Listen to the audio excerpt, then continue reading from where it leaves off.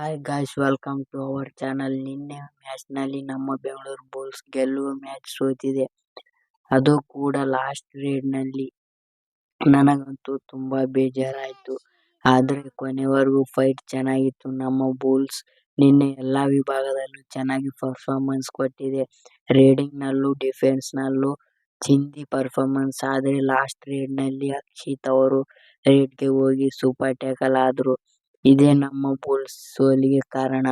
ಆದ್ರೆ ಇವತ್ತಿನ ಮ್ಯಾಚ್ ಗೆಲ್ಲಲೇಬೇಕು. ನಮ್ಮ ಬುಲ್ಸ್ ಪಾಟ್ನಾ ಪೈರೇಟ್ಸ್ ವಿರುದ್ಧ ಸೆಣಸಾಡಲಿದೆ.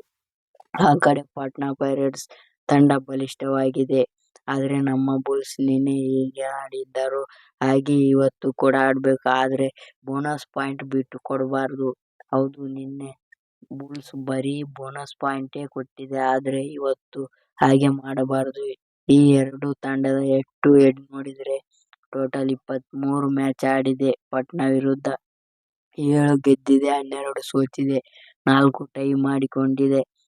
ಅವರದೇ ಮೇಲುಗೈ ಇದೆ. ಆದ್ರೆ ಇವತ್ತು ನಮ್ಮ ಬುಲ್ಸ್ ಗೆಲ್ಲಲೇಬೇಕು, ಗೆಲ್ಲುತ್ತೆ. ಇದು ಗೈಸ್ ವಿಡಿಯೋ ಇಷ್ಟವಾದರೆ ಲೈಕ್ ಮಾಡಿ, ಶೇರ್ ಮಾಡಿ, ಸಬ್ಸ್ಕ್ರೈಬ್ ಮಾಡಿ, ಹಾಗೆ ಪಕ್ಕದಲ್ಲಿರುವ ಬೆಲ್ ಐಕಾನ್ ಕ್ಲಿಕ್ ಮಾಡಿ. ಓಕೆ ಫ್ರೆಂಡ್ಸ್, ಬಾಯ್.